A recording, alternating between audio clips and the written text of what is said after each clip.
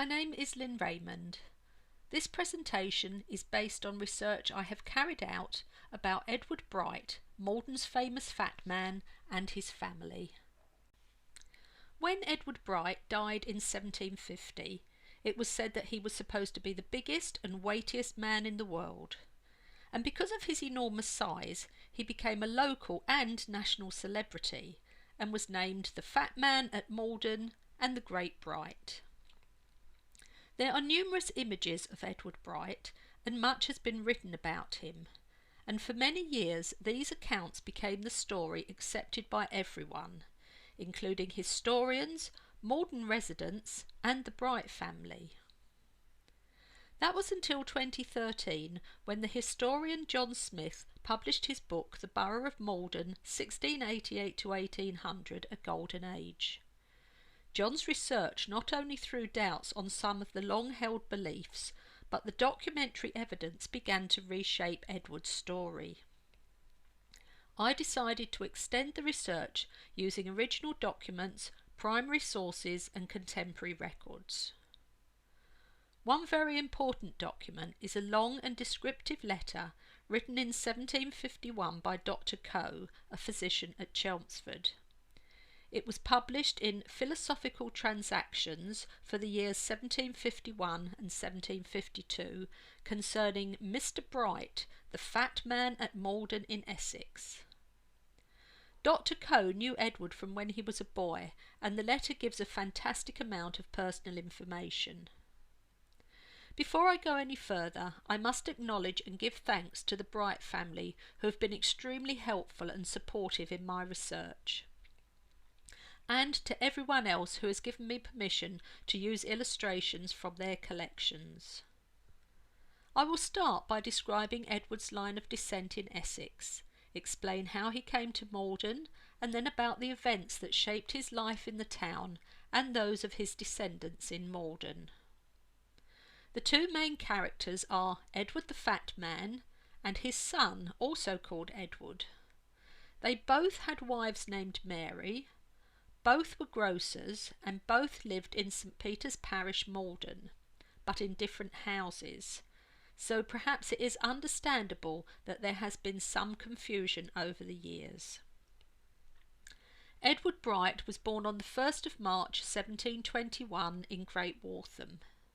His parents, William Bright and Mary Davy, had married in Felsted in 1716. Edward's grandfather, also called Edward Bright, was from Great Waltham. His great-grandfather, William Bright, came from High Ongar. He had an uncle, also called Edward, and an aunt Sarah. Edward had an older brother William, a younger brother John, and two sisters, Sarah and Mary. This old Essex map, which once belonged to the Bright family, shows High Ongar and Great Waltham, which is where the Bright family lived in the late 17th and early 18th centuries. On the Davy side of the family, Edward's grandfather was Robert Davy from Bocking, and his grandmother was Mary Desborough. Mary was descended from the Desborough family of Essex and Cambridgeshire. His great-grandfather was Valentine, and his great-great-grandfather was Major General John Desborough, who had married Jane Cromwell, sister to Oliver Cromwell, Lord Protector. Edward had lots of aunts, uncles and cousins, and many of these wealthy, close-knit family members left wills. These contain the names and relationships of many relatives, and it's from these wills that I've been able to build up a family tree and uncover previously unknown details about the Bright family. One of the most important wills is that of John Desborough, who was Edward's great-uncle, and it has given me the main evidence for building the family tree. Many of these family members are particularly important in Edward's story. You may have noticed that I haven't mentioned baptism dates for Edward and his siblings. It could be that I just haven't found them yet, but it is more likely because they were nonconformists. Essex was a strong nonconformist area, and people who dissented from the Church of England were allowed their own preachers and places of worship. This meant some baptisms and marriages didn't take place in the established churches, and unfortunately many of the early nonconformist records are no longer in existence. Edward was strong and active, but had been fat as a child, and this seems to have been inherited, as many of his relations were inclined to corpulency on both his father's and mother's sides of the family. At the age of 12 and a half, and already weighing 10 stone 4 pounds, he was apprenticed to Joseph Patterson, a grocer at Maldon, for a term of 7 years.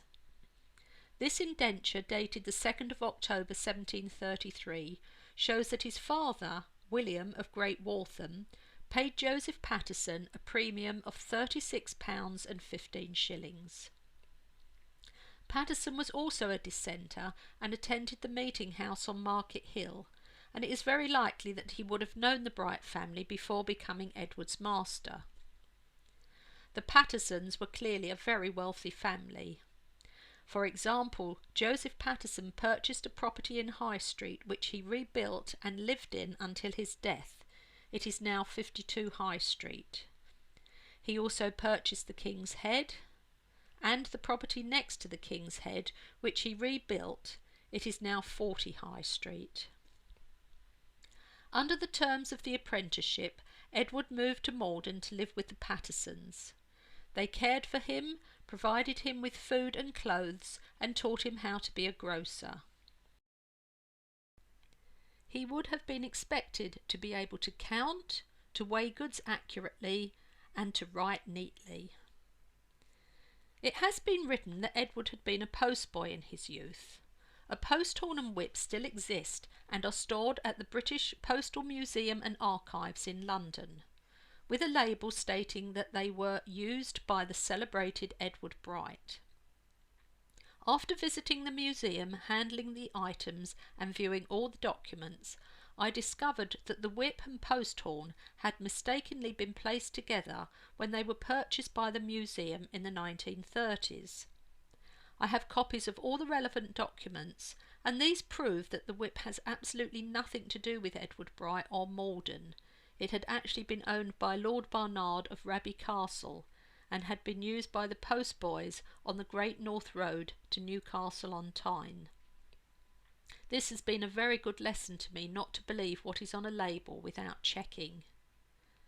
The post horn, which is engraved pro bono publico, meaning for the public good, does appear to have a Maldon connection. Documents in the archives state that it had once hung on the wall of an aged lady who lived in Maldon. It once had this label on it. The label is now missing, but this photo records the details. As you can see, it is very difficult to decipher. So the question is, should we believe this label? Who put it on the post horn and when? I have been unable to find any documentary evidence to indicate that Edward had ever been a postboy. I will keep searching, but for now this is an unsolved piece of Edward's story. A year into his apprenticeship, Edward and his master Joseph Patterson were witnesses to the wills of the Reverend Joseph Billio, who was the minister at the meeting house on Market Hill. This is a modern photo. The church would have looked very different in Edward's day. Age 13 is incredibly young to witness a will, and I believe it shows that he was well respected by his elders. When Edward was 14, his mother Mary died. And when his grandfather Edward Bright of Great Waltham died in 1736, his will stated that his 5 grandchildren, that is Edward and his 4 siblings, were each to have a bed and furniture, also a share in his estate when they reached 21. Through his teenage years, Edward had a good appetite and was fond of ale and old strong beer, and although he kept very active, at the end of his 7-year apprenticeship, aged 19 and a half, his weight had reached 24 stones. In October 1742, aged 21, Edward became a freeman of Maldon. Described as a grocer, he appeared at the court having served 7 years as apprentice to Joseph Patterson. and this took place at the Moot Hall in High Street. That same year he would have inherited his share of money from his grandfather Edward Bright's estate. 1743 was an especially important year in Edward's life. His father William died, and in his will he left Edward a farm to sell, and from the sale he was to have £200 for his own use. Whilst all this was going on, Edward was making arrangements to get married. Here is a copy of the bond of his intended marriage to a young lady named Mary Brown from Enfield in Middlesex. It is dated the 27th of October 1743 and states that the marriage was to take place at Cheshunt in Hertfordshire. Another bequest came from his great-uncle John Desborough. This was a 95-acre estate in Wood Ditton, Cambridgeshire, and I have discovered that the ownership of this property went right back to Edward's great-great-great-grandfather James Desborough in the early 17th century. This indenture describes the Wood Ditton property and names Edward as a Maldon grocer and that his wife was Mary. Edward sold the Wood Ditton estate for £720, so by 1743, aged 22, Edward had inherited over £920. In the 18th century that was a vast amount of money.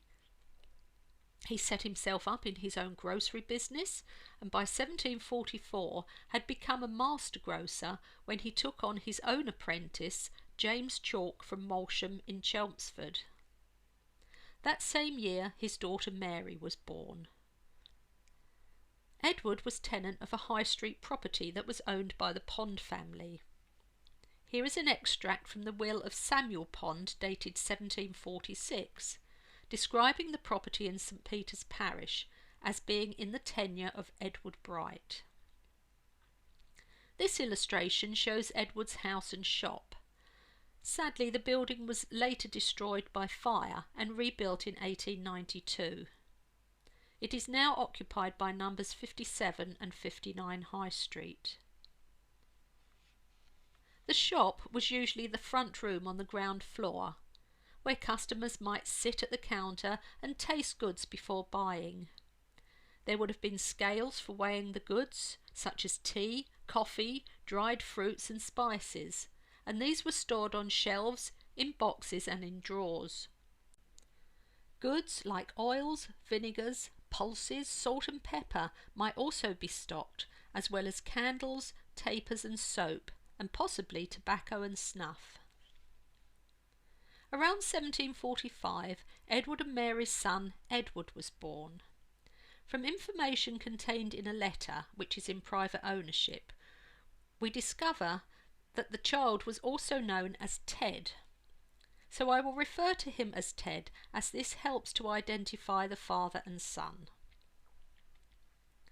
As well as being a grocer, Edward was also a tallow chandler or candle maker and was tenant of a workshop on Market Hill that backed onto his High Street house.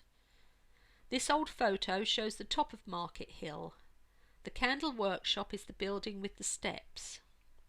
This plan shows the candle workshop highlighted in pink. Again, the steps can be seen at the front. This modern photo shows the buildings today. Part of Maldon Town Hall stands where Edward's candle workshop once stood. Despite leading such a busy and active life, Edward continued to gain weight. He could still walk about and could even gallop on horseback even when he weighed over 30 stones. He used to go to London on business, where because of his size when he walked about was said to be the gazing stock and admiration of all people.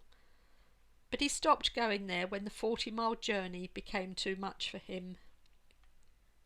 He continued to eat heartily, yet he didn't eat more in quantity than many other men. He didn't drink to an intoxicating degree, but perhaps had more than might have been advisable to a man of his size. He would drink about a gallon of small beer a day. It sounds a lot, but it was a very weak beer that most people drank, and was safer to drink than water or milk. After his dinner he sometimes drank half a pint of wine or a little punch, and when in company he would drink even a little more. In 1747 Edward took on another apprentice, a chap called Jonas Dunkley. It would appear by having two apprentices that Edward and Mary were doing well and the business thriving. Edward and Mary had another son named William. Two other children were born, but I've been unable to find the names or dates, and it is probable that they died as infants.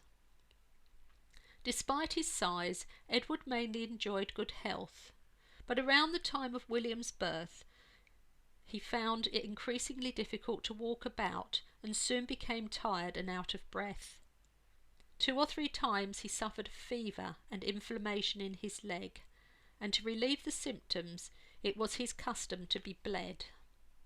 A normal man would have about 12 or 14 ounces taken, but Edward would have 2 pounds of blood taken, that's 32 ounces. By 1749 his weight without clothes had reached 41 stones 10 pounds. Although not in the best of health, Edward kept busy. He was witness to the will of Robert Day, landlord of the Bull, which was next door but one to his house. This building was also destroyed by fire in the late 19th century, and Santander Bank now occupies the site. You will see the importance of this building a little later in the talk. The following year, Edward, along with William Smart, who was an attorney, were looking after the estate of George Yates, a Maldon clockmaker. This illustration shows the face of a long case clock made by Yates in Maldon. Edward's uncle, Edward Bright of Felsted, died, and Edward and his siblings were beneficiaries.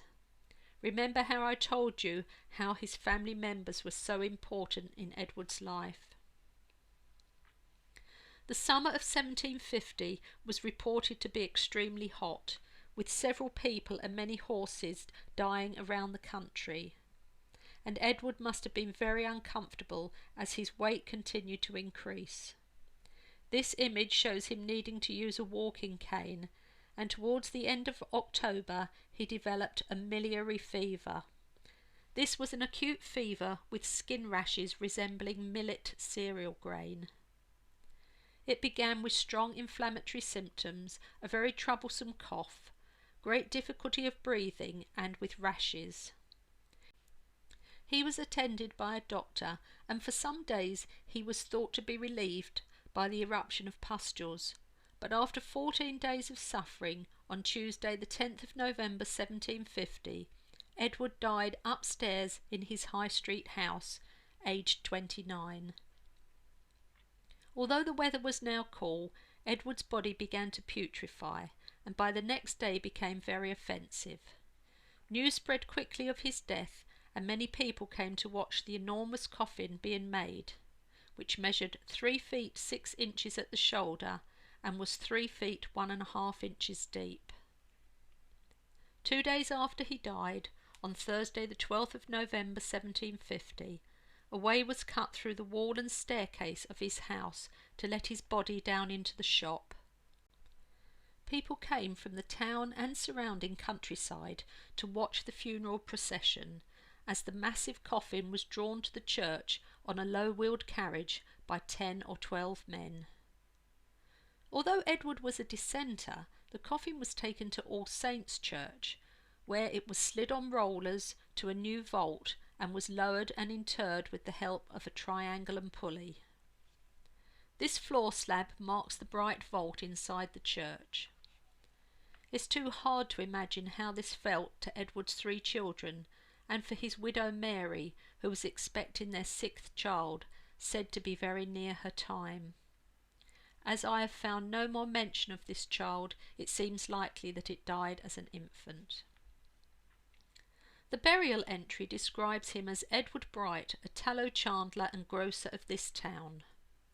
Dr. Coe in his letter wrote, "There was an amiable mind in this extraordinarily overgrown body. He was of a cheerful temper, a good-natured man, a kind husband, a tender father, a good master, a friendly neighbour, and a very fair and honest man. And he was a man so extremely fat, and of such uncommon bulk and weight, that I believe there are few, if any, such instances to be found in any country or upon any record book. He had measured 5 feet 9.5 inches tall, 5 feet 6 inches around his chest, 6 feet 11 around the belly, and at the time of his death was estimated to weigh 44 stone. Because of his enormous size, his fame spread, and newspapers around the country reported his death. He had made a will, and his wife Mary and his brother William were executors. He left everything to his loving wife Mary, but if she remarried, then his brother William was to take £450, which was to be placed in government funds to earn interest for the education and maintenance of his 3 children. The following month a bet took place to see how many men could fit into Edward's enormous waistcoat. It is recorded in this engraving, the surprising bet decided. The bet took place on the 1st of December 1750 at the Bull Inn, between Edward Codd and Mr. Hants, to see if 5 men, aged 21, resident in Maldon, could be buttoned in Edward Bright's huge waistcoat, without breaking a stitch or straining a button. Not only 5 but 7 men were with the greatest ease included. But how was it that they had Edward's waistcoat? This article reports, "'Tis remarkable this waistcoat was sent to the tailor's to be let out, being too little for him, but his death put a stop to the designed alteration." The tailor was probably Henry Hants, who had been involved in the bet. He lived just across the High Street from the Bull. Shortly before his death, Edward had his portrait painted by David Ogborne, a Chelmsford artist. Ogborne had the reputation for painting the extraordinary, such as a winged fish from Battlesbridge and a calf with 6 legs from Great Baddow, so I guess Edward was another of his curiosities. A number of engravings were taken from the Ogborne portrait of Edward. Less than a month after Edward's death on the 5th of January 1751, the Ipswich Journal advertised that Joseph Finlay of Chelmsford was going to sell mezzotint prints of Edward made by James McArdle, taken from the Ogborne portrait. And this advert shows that they were then published and ready for sale by the 26th of January. This mid-18th century oil-on-canvas painting of Edward Bright looks very much like the engraved version by McArdle. I took the painting to the Antiques Roadshow at Audley End and was lucky enough to be filmed for the show, which was aired on BBC One in September 2016. Grant Ford, the paintings expert, was of the opinion that the oil painting is a mid-18th century copy made from the McArdle print. I was very lucky to have borrowed an original McArdle print, which is in private ownership. On the back there are some old pieces of paper with a list of names in connection with a wager. But there were more than 7 names, and this really made me think.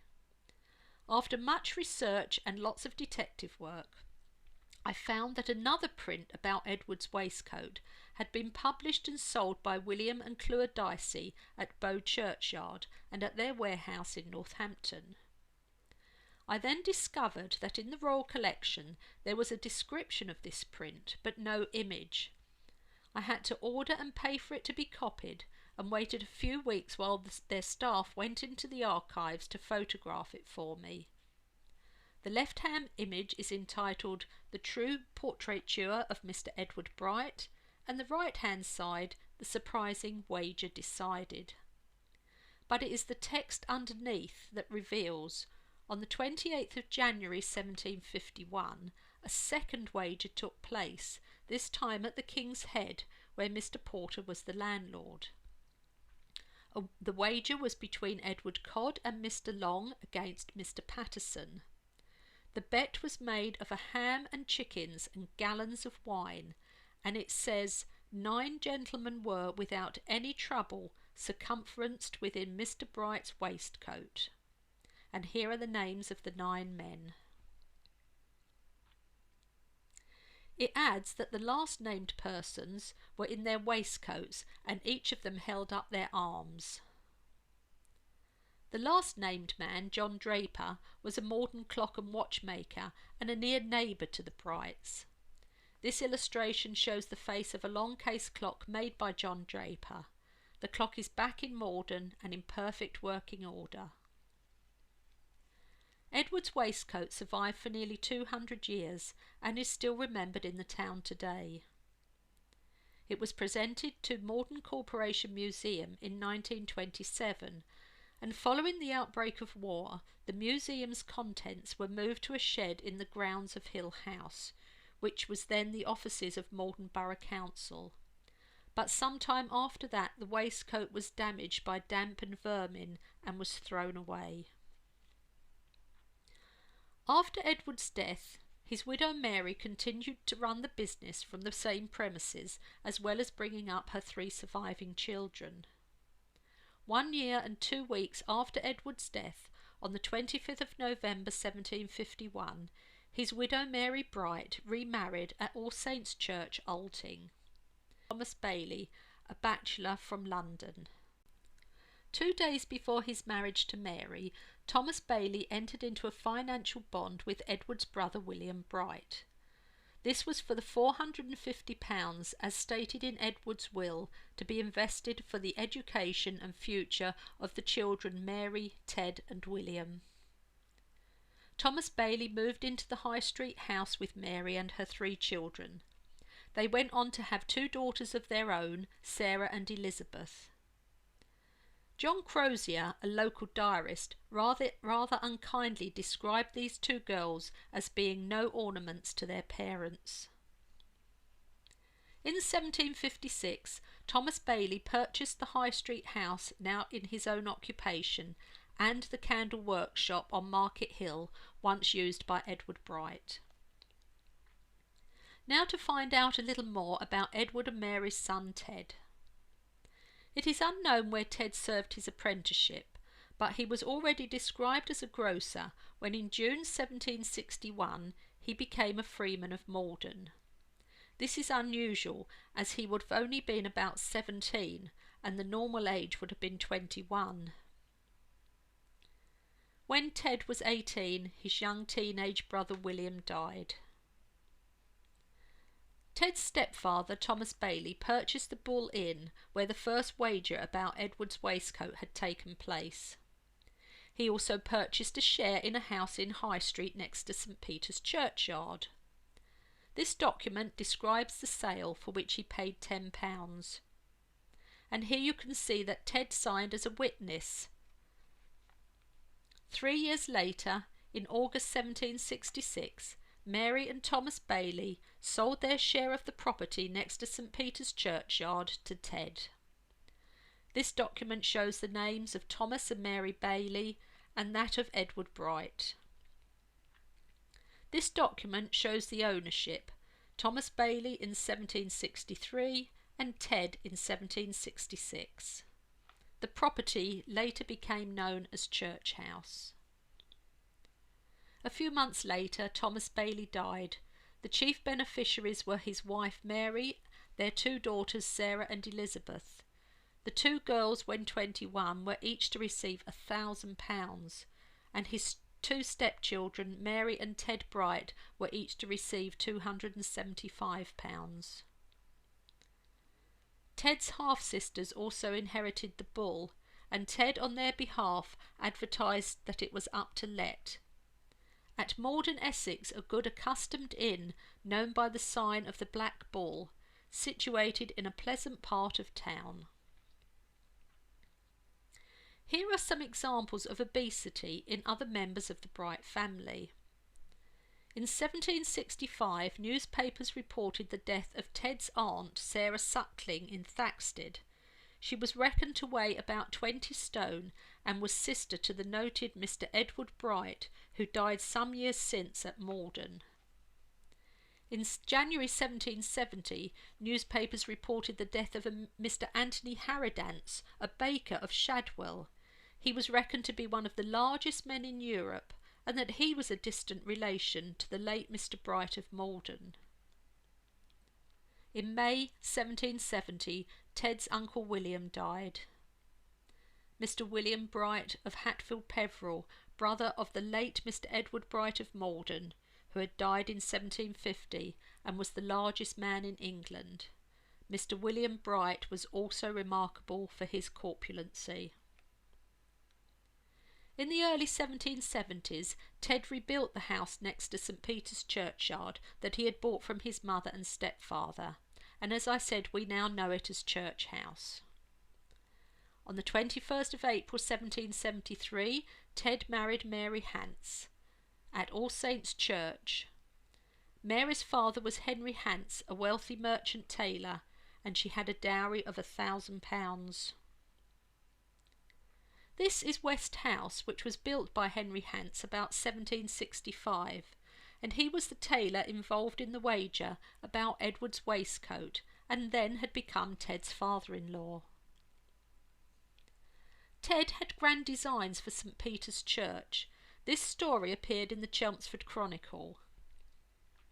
"'Tis said a freeman of Maldon intends to remove a certain church, not made use of for public worship, to make a bowling green of the burying ground, purely to please his own fancy, he having lately built a house joining to it." As you can see by this picture, Ted never got his wish to carry this out. During their 17-year marriage, Ted and Mary had 11 children, 7 daughters and 4 sons, and all were baptised at All Saints' Church. They were determined to have a son named Edward, and they baptised 3 sons with that name, the first 2 dying as infants, but the third Edward surviving into adulthood.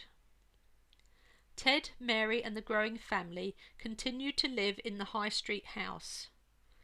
And Ted's importance in politics was very clear when in 1779 he succeeded John Coe and became leader of Maldon's Whigs. Around the same time, Ted bought a salt works at Heybridge from the executors of John Coe. Ted was a very large man. He weighed approximately 22 stones. He had a busy family and business life, and was an energetic and controversial figure in Maldon and in politics. He liked his leisure activities and organised a horse race on Potman Marsh. This had been very controversial, with many people in the town against it, but he got his way and the races did go ahead in August 1784. A sad time for Ted when his mother Mary Bailey died in October 1786. I don't know if it was her or Ted's wish, but she was interred with her first husband Edward in the Bright family vault in All Saints' Church. In February 1788, Ted advertised in the Chelmsford Chronicle that he had red Dutch clover seed for sale at his warehouse in Maldon. And on the 4th of June 1788, he advertised Maldon salt for sale in London. Edward Bright, the proprietor of the salt works, takes the liberty to acquaint the nobility and gentry that he has taken a warehouse at 24 St. Martin's le Grand, London, where their orders will be most respectfully received. Ted commenced another business venture, the construction of a cold water bath near St. Mary's Church and the River Blackwater. It would have been close to the building at the centre of this painting. He opened the baths at the end of May 1789 for the accommodation of ladies and gentlemen with proper and careful attendance. He announced that pleasure boats were always kept on the river and may be had on the shortest notice. Ted was founder and leader of the Independent Club in Maldon. This document describes how a painting of him was executed at the expense of the club. It hung in the town hall and was very good likeness. Unfortunately, the whereabouts of this painting is unknown. Then great sadness. Ted died on the 26th of March 1790, aged about 45. In his will he made provisions for his wife and children.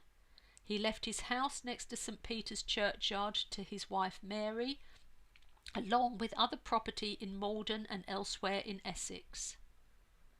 The funeral took place 2 days later.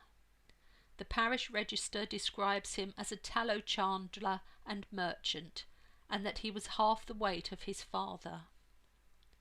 Like his father, his enormous coffin was taken to All Saints' Church and interred in the family vault with the help of a triangulum pulley.